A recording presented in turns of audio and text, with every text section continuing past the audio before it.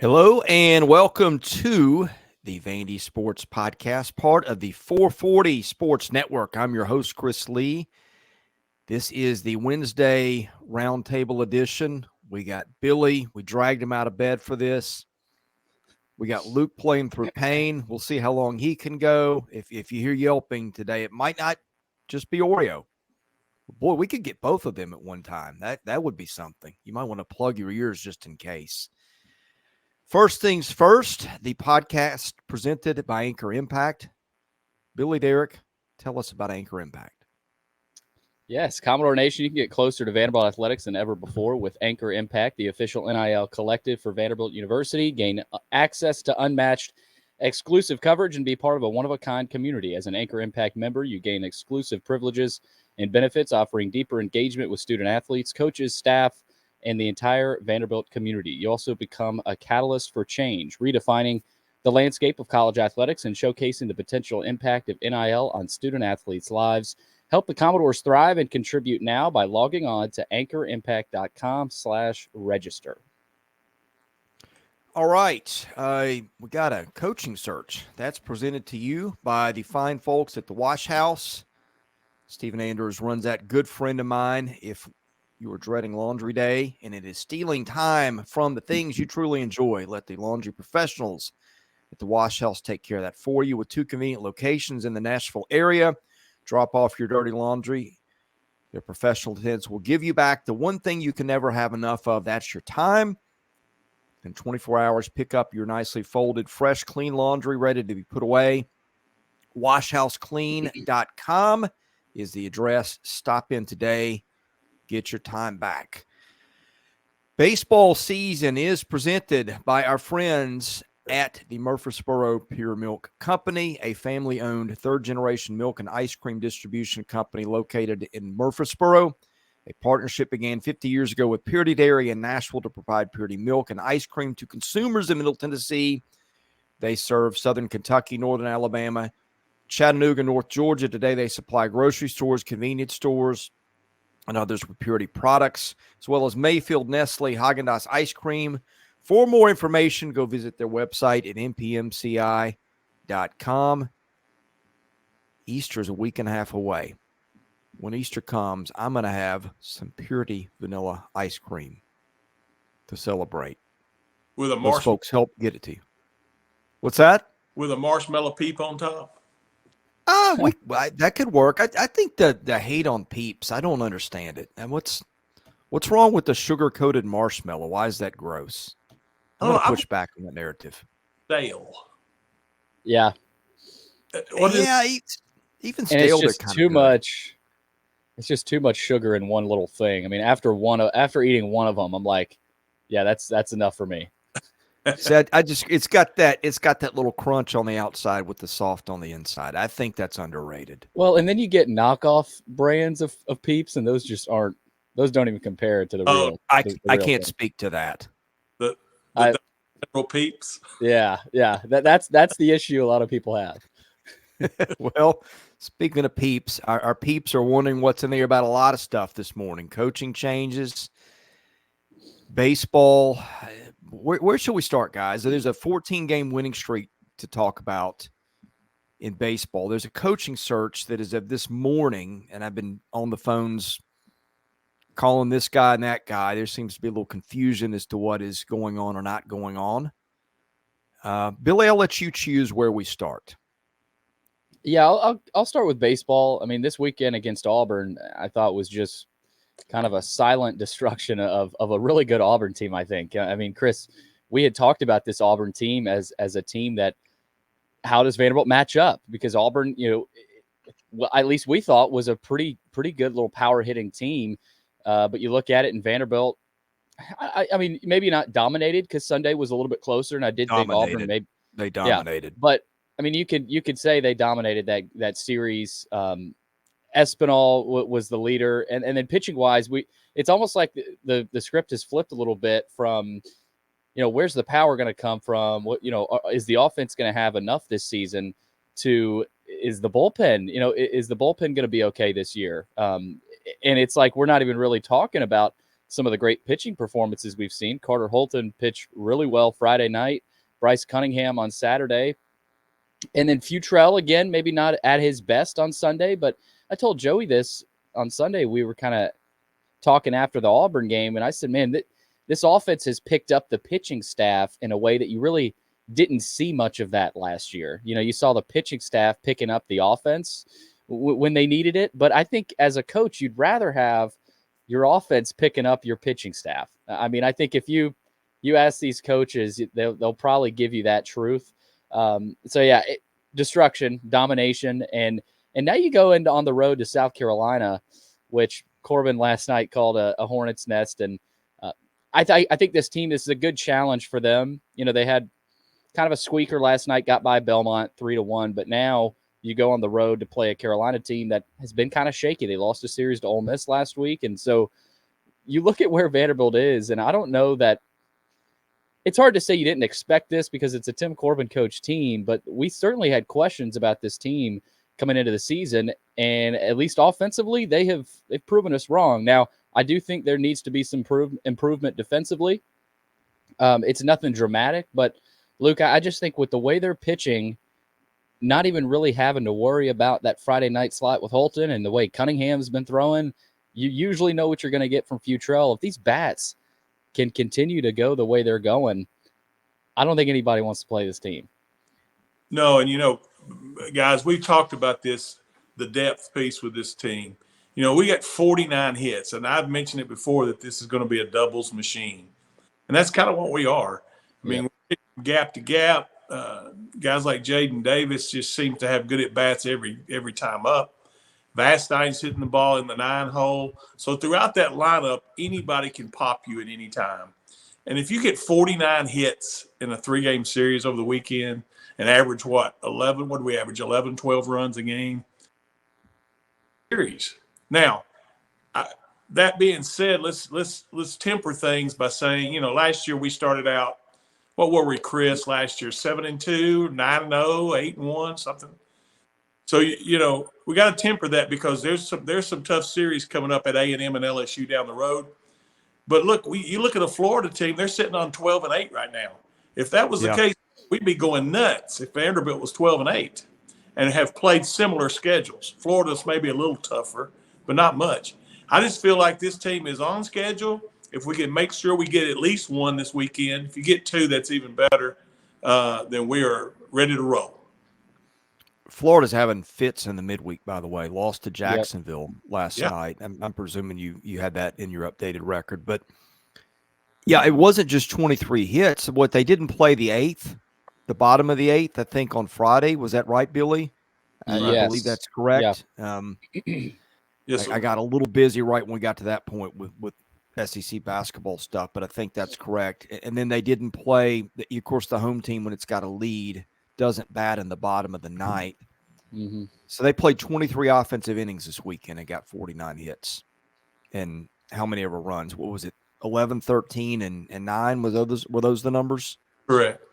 Yep. 33 runs in 23 innings against an SEC pitching staff. And by the way, not one of the worst SEC pitching staffs. Not one of the best, maybe middle of the pack to bottom half, but not awful by any stretch. Right. Yeah. But go ahead, Billy. They had 15 singles on Sunday, I was going to say. 15 of anything will play, even if it's singles. Yeah. You know, this team is a single to W type team to death, like Luke said.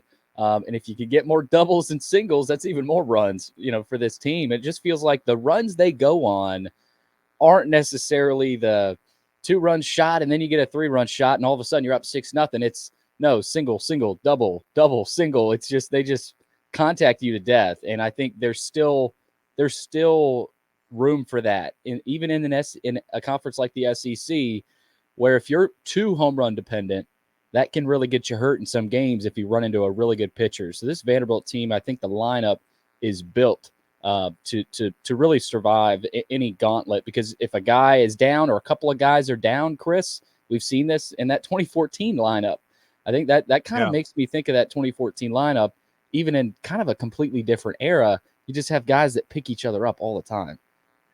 That's a great analogy. That's a really good analogy. I've not really had comparisons for this team, although I really think 2011 might be the better comp now that I think about it. Yeah. Because that was a team, you had one bopper in the middle of there and Aaron Westlake and a bunch of guys who just hit. Mm-hmm. Tony Kemp was in there. Brian Reynolds, I think, was on that. No, that was before Reynolds' time, that by a couple of years, excuse me. But it was at 1-9, you're just like, there's no easy outs here. And I think that's what this is. And look, we outlined this with this team before the season. I know everybody was gloom and doom on the lineup, but I said, hey, you don't necessarily have to have a Dylan Cruz or a Wyatt Langford if everybody in this lineup gets a little bit better. Mm-hmm. And the offense last year it wasn't great by Vanderbilt standards, but it wasn't as catastrophic as people made it out to be at times. I know that the season didn't end well in that colored perception. I get that. I'm not totally discounting that. But what I'm saying is there was always a formula in front of us where this could work out, and that's what we're seeing. Yeah, we've hit 25 home runs, and I think that's going to improve as time goes on. As the weather gets warmer, I think we'll hit more home runs. But, that's probably, I don't know, 11th or 12th in the league, and that's fine. But, this team, and I talk about it a lot, but it's the most important thing to me is their depth. Just like last night, R.J. Austin gets hit in the face with the ball in warm-ups. He's out of the lineup. You plug a guy in, you get Logan Poteet, you got Braden Holcomb playing. Logan hits one out. And, somebody's going to contribute every time. Last night was one of those games that a midweek, it was kind of predictable that we were going to be a little flat, and we still won the game and got good pitching. Yeah, and they still have Chris Maldonado out. He's actually out for the season. Right. But I don't think that is catastrophic. Kind of like you talked about, Luke, and Jack Bolger is slowly, getting back into the lineup. That'll be interesting. With Bolger, he's not really playing much catcher anymore. He started playing some left field. Does he DH? But then you don't want to take at bats away from Kojal. Kojal's actually banged up right now, so there's still a lot of fluctuation with the lineup right now with Corbin. And it's a great problem to have, but I'm sure Corbin and Baxter and the guys are kind of sitting there saying, man, who do we go with here at certain spots, but that's the thing. That's not a bad problem to have. And I'm sure there's some teams that wish they had maybe a few guys on the bench that they could go to. I will say Holcomb feels like a guy that might need to start in his chances. I know he only has not even 10 at bats really. And he could be, he could be a guy that just is a year away. Right. But I wonder if we look back at this season and say, man, we didn't get much from Holcomb, a guy that maybe we were talking about getting something from. I kind of doubt it, looking at how this offense is playing now. But it's just interesting, Holcomb's not even really a focal point of this offense. And you're still sitting here saying, man, this is one of the better statistical offenses in the league right now. Yeah. Two things that stand out to me. I'm looking at the stat sheet, which I think is updated through last night, and it is. You got 9 guys that are starters with on-base percentages 409 or north. That's a nightmare to pitch to. Yeah. All of them are slugging. Davis Diaz is last on the slugging list at 429, but most of these guys are slugging high 400s, 500s, 600s with a good number of doubles and triples and a few home runs sprinkled in. So I think that's hard to pitch to. The other thing, R.J. Austin has walked as many times as he's struck out. So, and he's stolen 15 of 18 bases. If you can have a guy at the top of your lineup who is selective and can really run once he gets on, which has been the case for R.J. Austin, that's just another thing that makes you tough. Yeah, we have a lineup to this. I don't know where we're at right now, Chris. You could tell me, but we got to be leading or close to the top in stolen bases. So yeah, I think it's them ahead of Kentucky in the SEC. All those 15 singles you talked about Billy Sunday became doubles, and do we miss Enrique Bradfield? Absolutely, but boy, as a team, have they picked it up or what? It's been amazing. We've got 4 or 5 guys in that lineup that can steal at any time, second or third. And then you got a guy like Jacob Humphrey who can't see the field because of the depth that we have. and he is probably the fastest guy on the team. Yeah. They are tied for 6th nationally in stolen bases. They've only been caught 5 times. Of the 6 teams that they are either tied with or behind, all of them have been caught stealing more than Vanderbilt, except for Jackson State, which has stolen 67 bases and been caught 5 times. Vanderbilt has stolen 53 and been caught 5 times. I'll take that all. RJ Austin and Calvin Hewitt have kind of picked up and combined to kind of match Enrique, what Bradfield has done. You also got Vastine, like you said, Luke. You've got Humphrey, who's 8 for 8 this season. It'll be interesting to track, him, how many times he gets tracked down on the base paths. And so, like you said, there's been so many times, Luke, where they get a single, whether it's a soft single. They're not always hard singles for this team. It's just going the other way with it, blooping it maybe to shallow part of the outfield, and then they steal second right away, whether it's Vastine, Austin, or Hewitt. And a lot of those are doubles eventually. And then they get to third, and then they score, and all of a sudden you're down 1-0 or 2-0 to this team. Like, how'd that happen? Well, this is Corbin baseball. I mean, there aren't a ton of top 5, top 10 programs playing the way they're playing right now. And I think Corbin is proving that it hasn't gone to waste. Well, and keep in mind that the bigger the park, the better that suits their style. Yes. If you can keep balls in front of you as a catcher, if you can keep guys from stealing, if you got more territory in the outfield for other teams to cover, fences are further back, that just plays right into everything they do. And I think that's another reason when they get to Omaha, it usually goes pretty well, because Tim Corbin usually builds a park to the way his teams, or Tim Corbin usually builds a team to the way that park plays. Absolutely. I don't know about you guys, but the biggest surprise on the team, and not that he's doing well, but how well he is doing, is Alan Espinal. He has done such a better job at commanding the zone, not swinging at pitches in the dirt and over his head, can recognize the breaking ball much better. I think he's been the key to a lot of our success so far, and his leadership. The other day, and Billy, if you were at the game Sunday, that game could have almost gotten away from us. He made 2 great plays on pitches that got away from behind the plate, and he threw the guys out at first base. Those weren't easy plays. And, yes. There was one in particular where the ball got all the way back to the screen, and he made a throw from back there that I was like, wow. Yeah. He's been the leader of this team. And I'm sure that's going to continue, because that's just who he is. And I think Corb's referred to him as a soldier. He's the toughest, probably the toughest guy on the team. And Chris, Luke, you guys have followed these Corbin programs for a long time. The teams that have made Omaha, they've had a shutdown, lockdown catcher behind the plate who is also productive offensively. Just think about it. Kurt Casale, CJ Rodriguez, who was the kid from CPA? Philip Clark, and even – who am I thinking in 2014, Chris? Forgetting his name. 2014, they had Giobi, guys with the Pirates right now. Jason DeLay. Jason DeLay. And they also had the kid. Carl Ellison. Yes, thank you. DeLay and Ellison.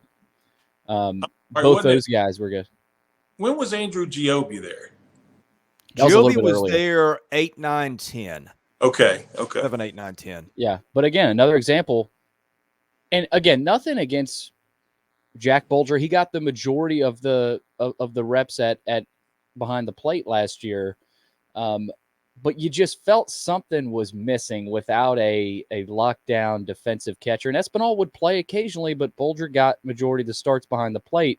I just think that is such a big luxury. I just remember CJ Rodriguez. He turned a lot of balls into strikes. Espinal does the same thing. And when you're hitting, I mean, he's hitting 400. Now, that's probably not going to stay there, but that's a big thing to have. And I think that's another indication that this team has what it takes to be in that final 8 potentially. Agree. Yeah, and I want to throw some things out there on their defense. And this is where I think they gain advantages. And I think I've said this on the podcast before. When other teams are built like slow pitch softball teams, in fact, I'm going to pull up the league leaders while we're doing this so I can either illustrate my point as well as I think I can, or it'll fall apart to some level, but I don't think it'll fall apart to a big degree. Okay, first of all, let me give you the numbers. Vanderbilt has stolen 53 bases and 58 tries. Opponents have stolen 7 bases and 10 tries. And that's not all of it. How many times has Vanderbilt stolen a base and then got a throwing error that got a third? Vanderbilt's made 14 errors. Opponents have made 24. So that's a pretty big advantage right there. And again, it's not just the number of stolen bases. It's the 5 caught stealings. Number 2, pass balls. Vanderbilt as a team 2, opponents 6. Wild pitches as a team, Vanderbilt 11, opponents 39. Now, look, you see some lopsided stats. And by the way, the stolen base numbers, Vanderbilt's 53 leads the conference. Kentucky 49 of 56. Auburn 40 of 44. Auburn have been running, although not as much against Vanderbilt this weekend, which again, reflection on Alan Espinal. But you got some teams in this league. Tennessee stolen 14 bases and 18 tries, and there have been some, like Albany was where Tennessee's racked up a lot of its big stats. And Tennessee's done some good things against other teams too. But I'm just going to give this as a for instance. Albany's 0-14. So some of the numbers Tennessee's run up offensively have come against that. And all Vanderbilt's opponents have not been great. But I think there's even though Gonzaga record, I think that's usually a team that's pretty competitive in the Big West or the Big West. It's conference, West Coast Conference, that's the one. And we'll probably end up with a decent record. It'll be okay. Florida Atlantic, another team, pretty decent teams. I think there's a little bit of disparity in competition at which some of these teams will run up these numbers. I guess there's a few more steals in the league than I thought. Like LSU has run 29 times, 21 steals. I think last year LSU was single digits in stolen bases. So maybe some other teams have picked up on it to a degree, but still this is a team that's done better. I just think that when you're in scrimmages and you're practicing against your teammates and they're not running and they're not putting pressure on defense the way Vanderbilt does, I think that widens Vanderbilt's advantage because you're dealing with things on weekends that you're not seeing in the offseason necessarily, if that makes sense. Yeah. Chris, you may want to check your mic. I don't know if, Luke, you had the same. Cutting out. Yeah. My mic is cutting out? Hearing about every third word. Oh, really? Okay. Actually, you're a little bit better now. It was it was a little faint. It was a little bit more faint. I'll keep you posted on it if it's still I may have had too many windows open, but anyway. No, yeah, you're good now. But yeah, I mean, Chris, that just reemphasizes the fact that you can still win games even if you're not the most powerful offensive team. And there hasn't been too many years where Corbin doesn't have 3 or 4 guys that he likes to steal. And we were talking to RJ Austin even before the season or maybe after the first series. He said, yeah, it's kind of like Enrique last year. I've got the green light. And Corbin trusts these guys to go when they want to, go when they can, but not make rash decisions and just, go whenever the heck you want. I mean, they had a guy steal home. Hewitt stole home. I don't know that there's too many programs doing that every year. So there's still a place in that for the game. I want to ask on injuries. I know you were there yesterday because there's a pretty good list that's starting to pile up. Kojal is still out. Do we know what the issue is there? Is it a shoulder? Is that what it was? Yes. Yeah. Kojal's still out. I don't know how serious that is. I would err on the side of, making sure he really gets back to 100%. Because you're only still, not even 2 weeks into SEC play. So shoulder for Kojal. RJ Austin like you said, Luke, got hit in the face in pregame warmups before the Belmont game, which was unfortunate. That'll be interesting to see. Does he miss maybe Friday? Is he able to go? I would venture to guess RJ is going to play this weekend. We'll see how much. And then on the pitching side of it, we've seen J.D. Thompson go on Tuesday nights. Corbin went with Ethan McIlvain. I asked him after the game. He was very coy about it. He just said J.D. was sore, and we skipped a start for him. So Again, that's on the pitching side. I've heard some other things. I'll keep it to myself for right now. But it's not the best situation right now with their injuries, but they've got a lot of depth they've shown, and I don't think it's really reared its ugly head yet. Dukanich is where we're worried, isn't it? Yes, Dukanich, and then there's actually another guy. But I won't. Yeah. There hasn't been an indication for me to even ask Corbin yet. So, gotcha. But that, I mean, it shows you about their pitching depth too. But yeah, Dukanich, Kojal, Austin, Thompson. Of course, Maldo's out for the season. Bolger's getting back now, so you're starting to see some more guys kind of banged up here or there. I think the hope is that you don't dig too deep into their depth this season. I'm going to give you a name that I think as the season moves on and progresses is going to be a big guy in the bullpen, and that's Levi Huseman. Levi was a highly recruited kid out of high school, and I think he's just now coming into his own. He had some early problems, pitched a little bit last night, got both outs, but I think he's the type of kid that once he gets into his environment, gets comfortable in his environment, Levi will pitch some important innings for us before this season's over. Yeah, and he did get in a big spot yesterday. Mm-hmm. Yeah, I think he only pitched one inning. He pitched, I think they pitched like 6 guys last night. He pitched 2/3. Yeah, 2/3 of an inning. So there's going to come a point in, this weekend, maybe they got Missouri and Nashville next weekend.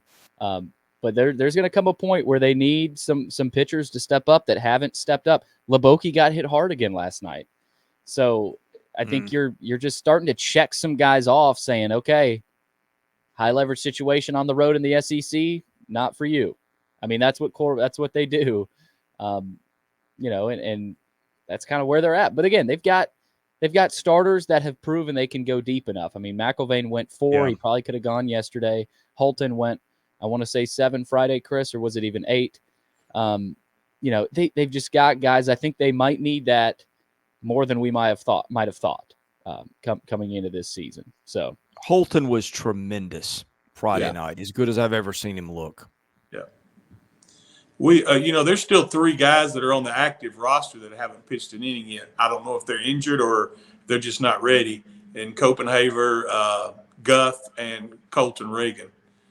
We have and all 3 of those. I was going to say all 3 of those guys were supposed to be factors.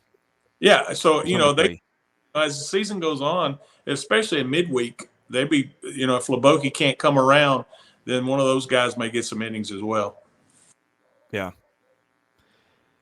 Billy, should we just grab the mailbag? Because I have a feeling that's going to be the coaching questions and stuff like that. I'll leave that up to you because you're looking at it right now, I'm guessing. Yep, you're exactly right about that. Okay. Let's while you get that ready, I'll tell you who makes that possible. First of all, Sutherland and Belk, which is a family-owned injury law firm. If you or a loved one has been hurt in an accident, call Taylor or Russell, 615-846-6200. See what your rights are and if they can help. Also brought to you by John Levin and the Maynard Nexus Government Contracts Group. Maynard Nexus advises government contractors on all aspects of their needs with a proud focus on matching legal solutions to business needs. Thank you to those businesses and folks who help our podcast. And should you have an occasion, please visit them and tell them you heard about it here. Billy, I will let you start where you like on the mailbag. All right. Bright and early this morning. It's from J. I don't even know how to pronounce this username. J. Moles. If the chancellor was the one who forced the firing of Jerry Stackhouse, do you think he will be more involved in the hiring? I would venture to guess he would. We've heard, Chris, you've heard a lot of things. Luke, I'm sure you have. About Daniel Diermeyer and about the role he's taken on in this Jerry Stackhouse situation. And there's a sense, at least for me, and I think a lot of people, that this is a massive hire. And I think they understand that. Now, could be proven wrong there, and they hire somebody that, is completely off our radar and people don't like. I don't think that's going to be the case. And I think that's because some alums are involved that really care about the program, and Daniel Diermeyer kind of making a stand of sort. But Chris, you're probably the better person to answer that. Will Diermeyer be more involved in the hiring? I'm going to set this up, and I'm going to let Luke then answer some questions that may lend a little more clarity. I've spent some time on the phone the last 48 hours trying to determine timelines, influence, involvement, all the things that go with the coaching search. And is Diermeyer going to have influence over this? Yes, he is. The main question I have right now is, does that look like Candace runs a search, presents a candidate to him, he says thumbs up, thumbs down, to which point she is the primary filter? Part B with that is there are people that are being led to believe they have influence in the process, but there's a lot of doubt about whether they really do. Which again leads to, you have an AD that has got her own committee that's closed doors, secretive, her general search, or her general circle of influence that is the primary, what do you say, the primary driver of where search goes.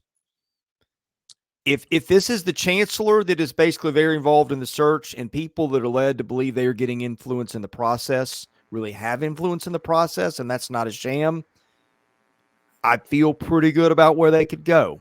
If some of this is a sham, and it is an AD who is making a filter through a typical internal circle of influence, which would probably give different answers than other places might, and then saying, hey, this is what I got at the end, thumbs up, thumbs down, whereas some guys that are maybe good for the job have been filtered out by that point, then that's another thing. Luke, I don't know if that made any sense, but I'll let you speak to that.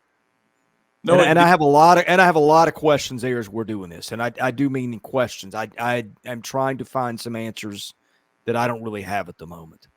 Well, I have 3 or 4 people that I depend on for this information. One in particular that I trust probably more than the others as far as in the know. And basically, let's look at it this way. Chris, if you cost the company at least 10 million, 20 million, whatever the figure is, by extending a basketball coach, then you can bet your sweet bippy that Chancellor Diermeyer is overseeing this from a standpoint of thumbs up or thumbs down. So you're 100% correct there. He's not going to let someone who just costs the athletic department and the university millions of dollars go out and make another decision without tens of millions of dollars. Correct, without it being filtered. So you're 100% correct there. As far as the other players, I have 2 schools of thought on that. Part of me thinks it's a sham, but part of me thinks there's some names on that list who I won't say, but some of you folks could guess, that have already met with Daniel Diermeyer when he first came to Vanderbilt. Yeah. And gave them some ideas of what they thought then about some things to improve athletics overall, not just basketball. And I think Daniel keeps receipts. I think he pays attention to that stuff.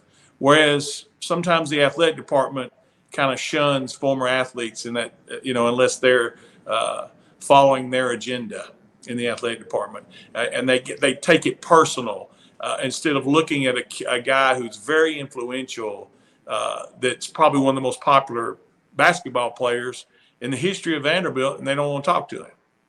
Yeah. So that kind of stuff, I think Chancellor Diermeyer is overseeing and saying, "No, look, we are going to listen to him and some other people that I've talked to." Yeah, well, I still have some concerns about that, but I know where you're going. I think we have a lot of the same information. I'd rather just not get into it at the moment. Okay. Well, in this coaching search, of course, one of the potential targets that has been talked about a lot is Chris Mack. His daughter is actually going to be playing volleyball at Vanderbilt here in the near future. Is that next season, Luke? Yeah, she's the first. Okay. Yeah, first fall. I think women's volleyball is in the fall season. So yes, I think she's the I first. think you're right about that. Yeah. VU Perrier has a question about that, and I'll go ahead and say I don't know this answer. He says, I recently learned women's volleyball will not play their games at Memorial. Why not, and where will they play? I have no idea. Luke? Been told by one of those 4 people I was talking about that the reason for not being in Memorial is because it's a bad place to watch volleyball. And I can see that. You're a long way from the floor. Although you could put temporary bleachers up, I don't know how many people go to a volleyball game. Some places I'm sure it's thousands, like Florida State. But, I don't know. It's, with Vanderbilt having at the infancy of their program, there may be only a few hundred people go to those games. I don't know. They will practice some in the rec center because there was an issue with the ceiling being too low where they were going to practice to start with. That's what I was told. Yeah, I've heard that too. Looked at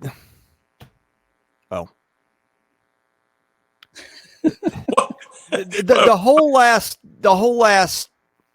5-6 minutes of the conversation have fallen in the category of not having athletics people running athletics. So that was the first part of VU Pierre's question. Second part, I think a little bit more of a question that we could answer. Christian James yesterday mentioned the new strength coach has really elevated the strength and conditioning program. Have you heard any further details? We've talked about this a lot. Not as recent, I think, Luke, as here in the last month or so. And I got a chance to talk to some people yesterday at practice, and everybody I talked to raved about Steiner, his style, his approach, his energy, the connectiveness or connectedness between Steiner's message, Clark's message, what Jerry Kill has come in here and tried to give to this team.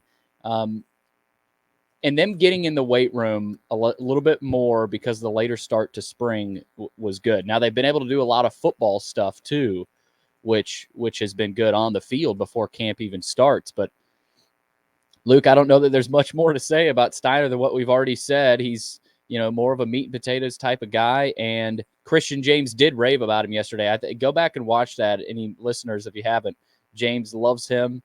And he has really, early on here transformed some guys' bodies. They still got summer workouts too, and they'll be in the weight room here a lot more. And they absolutely needed that. I mean, that was a must, and we've talked about that. Well, I'm going over next week. I'm going to give them a week to breathe. So I know how it is when you have new staff and new responsibilities. It's a nightmare getting everything squared away for practices. So I'm going to wait till next week to go over. But one little tidbit you might want to notice, and this is just a small thing.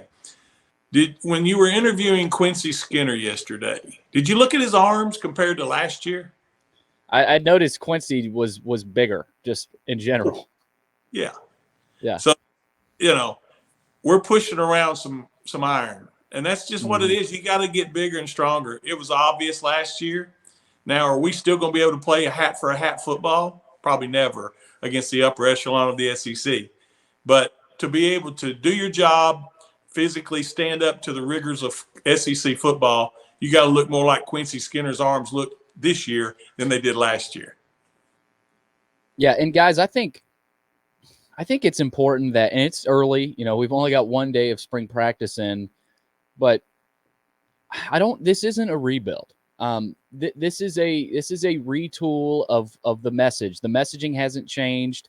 And I've noticed that even at day one of spring practice, to have Steiner come in here and Clark be able to say, look, I'm not changing my message. I'm changing the people in the building to help reemphasize that and take it to another level. They're not making, these weren't, I guess you could argue they were wholesale changes, but, it's not the entire staff. It's not like he said, all right, I'm cleaning house, everybody's out. It's no, we need to think about what changes we need to make, and they made them, and the message is still the same. So I think it's been fairly smooth. And Chris, you've talked about this, the pivots they made. no complaints. I mean, it's hard to make complaints about what they've done. One area would be offensive linemen. I still think they need a guy or two there, maybe after this spring portal opens, but it's hard to complain about what they've done in the offseason so far. Yeah, and you guys are more in tune with it right now than I am because I've got a million other things going on. But one thing I have noticed and has been consistent, I think that there's going to be a lot more continuity this year. Now, look, I still think they got a big talent differential between them and some of the other teams, and so we'll see how much difference it makes. But I think there was a disconnect between Clark and his strength and conditioning guy last year. And I'm not saying it was anybody's fault. I think ultimately it falls on the head coach. I think there was a disconnect between Clark and his defensive coordinator a year ago, and maybe I don't know if it's fair to say the same on the offensive side, but that just there was something there that was just kind of off. I guess I don't know what it was. I don't have time to get into it, but I think that now what you have is a lot more agreement in the strength and conditioning side, as you pointed out. And I think you've got a head coach who's the head coach of the defense, and I think you got Jerry Kill, who's the head coach of the offense. Mm-hmm. And I think I like my chances with that, all things considered, a lot more than I did with what they had a year ago. Yeah. And maybe you go back and you look at things that you saw in spring and fall practice, and the injuries were something that we should have probably given a little bit more heed to than we did at the time. And I mean, there were some things right for, like, you knew they were going to have trouble covering people. That was always going to be an issue. There's some other things I didn't see popping up, but anyway. Yeah. And look, for this team and where they're at, Clark Lee not veering away from the defense at all during practice is big. And these guys are excited to have Clark coach them on defense, because they know the NFL players he's produced. And, Christian James is excited. Yesterday, Longwell was almost giddy talking about, how excited he is just to learn more under Clark. You've got guys like CJ Taylor. So we'll be talking a lot more about their skill position on defense leading up to the season. But the third part of VU Pierre's question, when I think about Jerry Kill, Tim Beck, and Coach Klanakis leading our offensive unit, feels like we have really high-end offensive leadership. When do we think we will see the results from these men? That's a good question. Virginia Tech is not a pushover. That it's going to be a challenge. I mean, look, I think you could as soon as that game, because number one, they're not having a spring game. There's going to be nothing on film for Virginia Tech other than the New Mexico State film from last year. And I think Vanderbilt, I don't know that they're going to run the exact same stuff they did at New Mexico State. They've got slightly different personnel. I think they'll do similar things, but this is an experienced offensive staff here, and they're going to have a game plan ready. So, Luke, I mean, as soon as game one, I wouldn't bet on it just because it's early, but I don't know. It's hard to say when the results will come, but I think they'll be there this year, one way or the other. Well, there's two things we have to look at.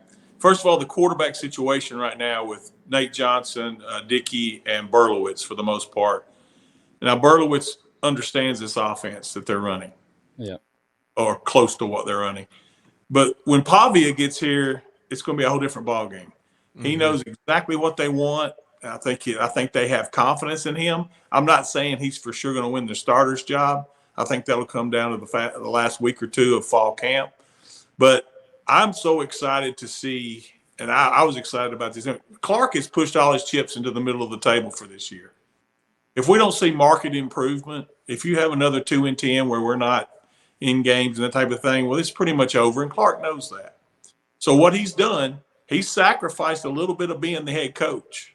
He is. How many coaches would give this much responsibility to and say half of this football team I really don't have anything to do with? Now, he's going to say he does, and I love Clark, but, hey, look, he's not going to have any input in anything they're doing on offense unless they're dropping the ball and completely not doing anything he wants to do. But for him to be able to run that defense, and I go back again to Woody Woodenhofer. If you look at our defense, now he had some great players, but if you look at our defense under Woody Woodenhofer, when he ran the defense, when he ran the defense, before Herb Patera. Yeah. That was one of the best defenses, not only in the SEC, but in the country. And if we can just get to the middle of the pack defensively, statistically, I think the offense is going to look more like the 5 and 7 year where you have a chance to win ball games in the third and fourth quarter. Yeah, I agree with that.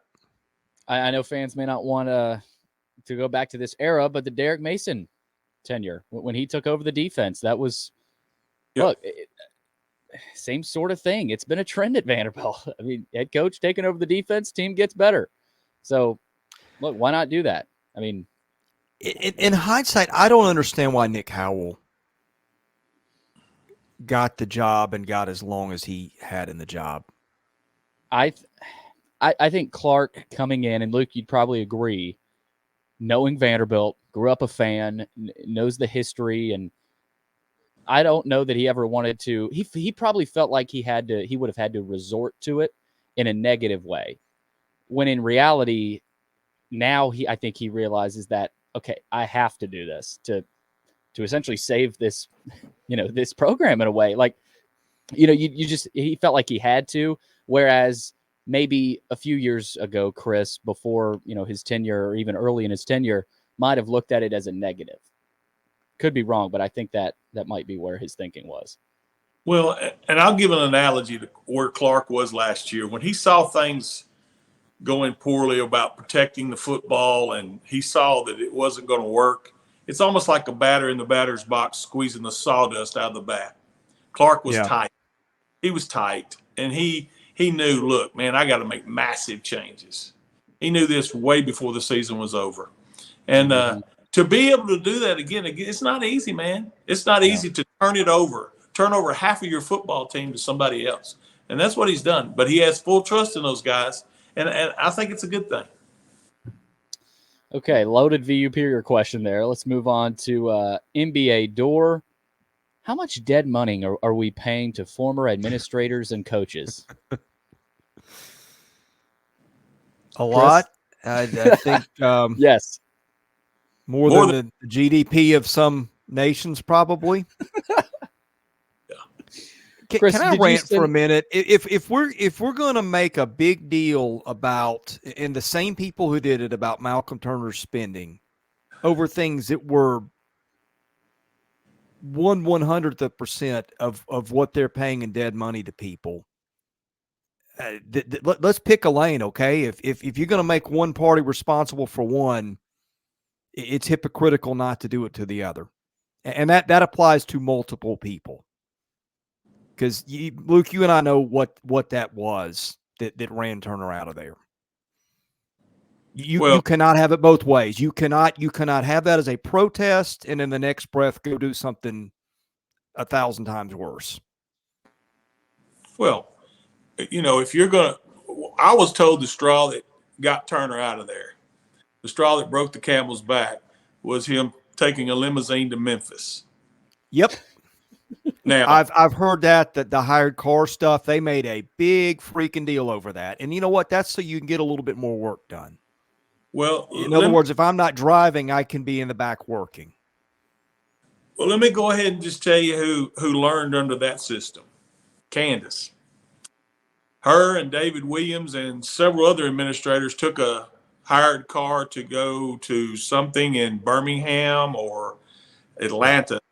Same thing, hired a car instead of one of them driving or taking the golf bus, the Mercedes golf bus. So, it's the pot calling the kettle black. So, I don't have nothing for that. If you're spending that kind of money and you're making those kind of mistakes, you got to be held accountable, man. You have to. Yeah. Are these concerns, or are they weapons to use on your enemies like a sharp stick? Yeah. Another question. NBA Door had a question about baseball. What are the top 3 strengths and weaknesses for baseball at this point? I think we've ran through that. I think, guys, number 1 would be just from top to bottom, this team hits. They get contact. They steal bases. They're athletic. I just think their style of offense is a big strength and can win games. I still think pitching's a strength. Starting pitching, especially early in the weekend with Holton. I've really liked Cunningham and the innings he's given. And then on Sundays with Futrell, like I said, you typically know what you're getting from Futrell. So again, those are the strengths I think. Weakness wise, and it's hard to nitpick, but defensively, saw a hard hit ball go under Vastein's glove last night, and then Jaden Davis had a couple missteps last night as well. So maybe at times the middle of that infield, Vastein's not the tallest, rangiest guy. He is rangy, but he's not Connor Kaiser 6'4". I mean, Kaiser just sucked up everything. So Vastein's he's fine. He's a great defender. I don't know if he's been as locked down clean as we might have thought, but he'll be fine. It's still early, and they just solidified in the outfield. I think that might be a potential weakness, but it's hard to find weaknesses, guys. I don't know if y'all have any potential weaknesses that I didn't get to there. I think the thing is, right now they're doing okay with the injury situation. But my point with injuries in depth is it's not always at the point of where it happens. It's what happens when you are where you are and you sustain more. And that's my concern with them right now. Yeah. Luke, I'm not sure if we're able to hear you right now. Yeah. We're not. Your audio cut out. Maybe try hopping out and then hopping back in, Luke. So we could try to guess what he's saying and make an interpretation and see if it if it was accurate. Good words in his mouth if we like. That could be fun. Yeah. No, we can't.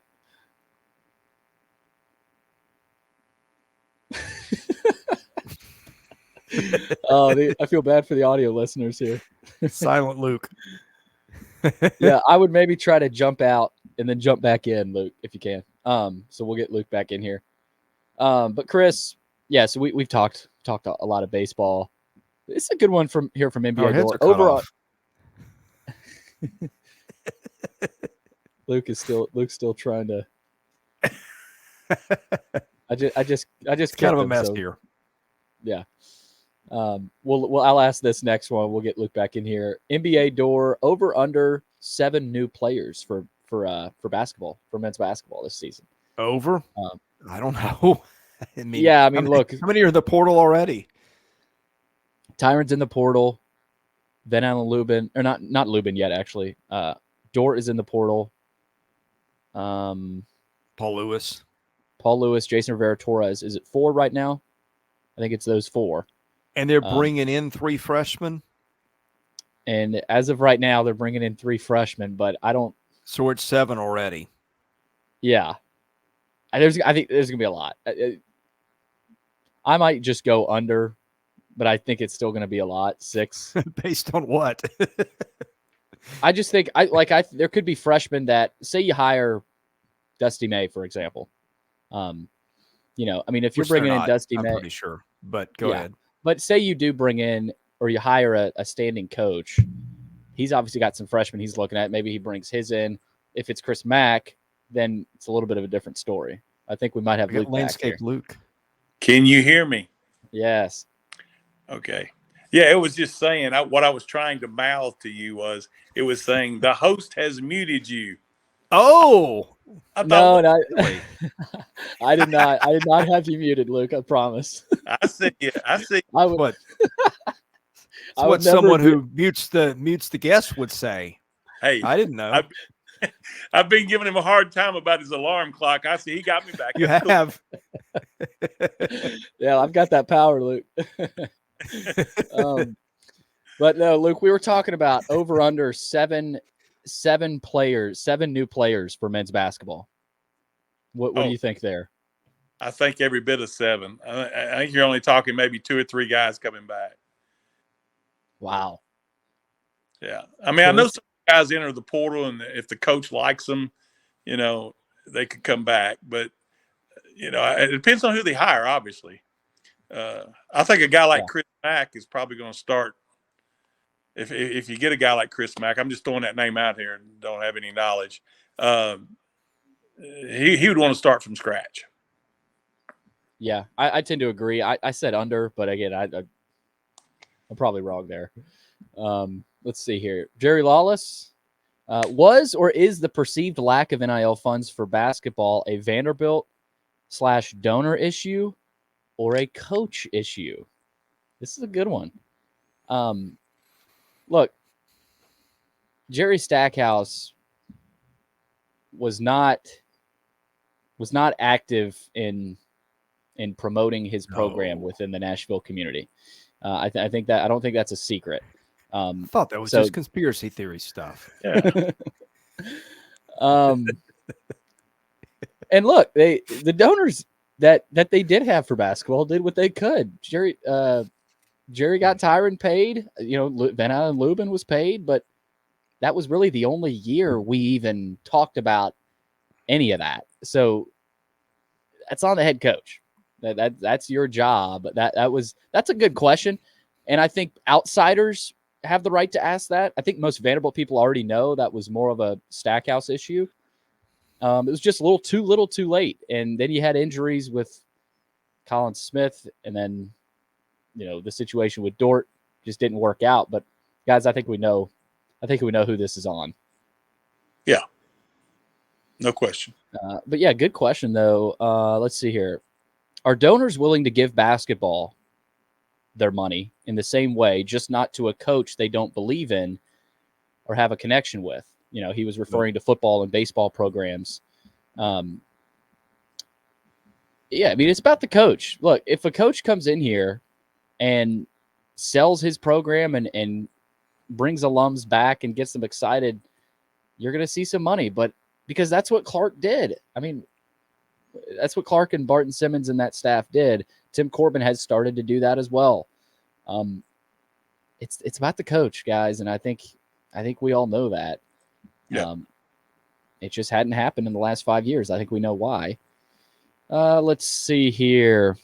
I'm going to throw something at you. It may not have made a difference because ultimately I think he had coaching issues, but Bryce Drew in the NIL era would have been interesting. Yeah. I think if Bryce the talent would have 1,000% been there.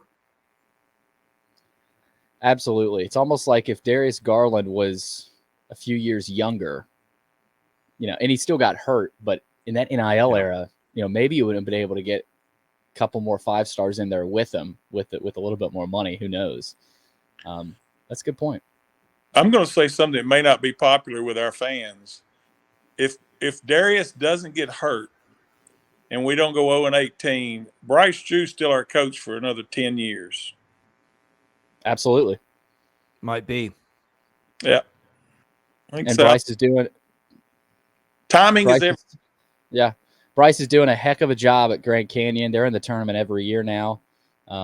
He's a great coach. And again, he still went 0-18. So, but that was your guy got hurt. So, yeah, I'd probably agree with that. Let's see. Vandy 34. Does anyone know how far behind and which areas are being reduced on spend for the football stadium projects? Keep hearing things are slow right now. I wouldn't be able to answer that, Chris. Luke, you'd know best. I've been told that they're cutting out some of the bells and whistles. Not that anything's getting eliminated, but that some of and I don't know what those bells and whistles are, but I've been told that because it's coming in instead of like an open faucet, like a drip, some of the money. So they're having to continue moving forward. And I kind of get this. You got to go ahead and make some, not cuts, but, instead of having plantation shutters, you may just have regular old shades, that type of thing. Interesting. Let's see. Let's see how many more we've got.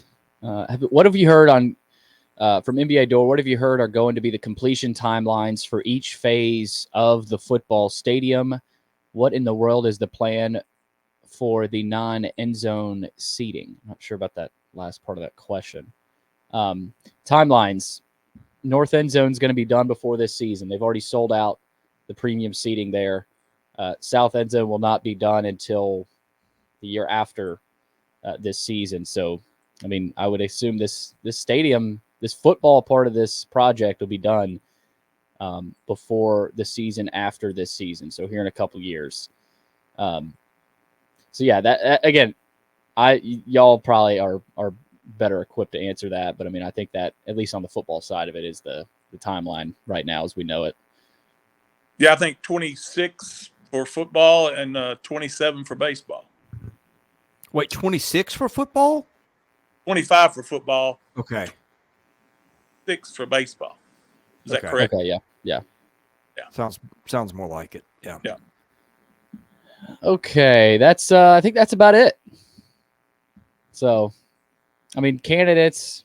Surprised we didn't get a question about that. I think we're We're you guys dropping have talked stuff on about the 'em. message board as we Yeah. get it. So it's shameless plug for our website. But I mean, look, by the time we get done with this or uploaded, something could be out of date that we've said, and that's one value of the boards is I can drop stuff on there as I see it. Yeah. I'm at a little bit of an impasse this morning with some things I've heard, a lot of which I've got to keep in confidence. But Where's the Ingram yeah, jet? well, most schools that's not even relevant anymore. There's ways to do it. Now, Yeah. Vanderbilt might well leave its stuff out there for everybody to see. I don't know, but anyway, I love flight tracking season. That's the best time of year. I think flight tracking season is mostly a thing of the past at most schools now, because you meet somebody somewhere else that nobody's got on their map and hiding it for other ways. So anyway, Yep. That's all I got. All right. that's all I've got. Yep. Billy, thanks for muting me. I'm glad they cut that off the air. There was a few cuss words for you. Sometimes I feel gotta better, do that Luke. to you, Luke. Thanks, guys. Our man played hurt today. We don't know what the issue is, but I did. I'll stretch it out here and see what I got going on. I have no idea. I have the toughness of tissue paper, so I would have Hey. asked out. Listen, when you get my age, you're glad you have hair, and you're glad when you wake up. Right. Okay, well, we're done for today. We'll be back, I guess, next Wednesday. Be sure to rate, subscribe, tell a friend if you like it. Give us a big thumbs up. That helps. Vandy Sports message board. We drop stuff on there when we have a chance. Luke, do you have something else to add? Yes, quickly. I'm sorry, Chris. Good luck to the girls tonight against Columbia. Oh, that's right. That's right. Women's basketball game tonight. Elena will be covering for us. So, yeah. For Billy Derrick, Luke Wyatt, that's it for the Vandy Sports Podcast today. We'll see you again soon.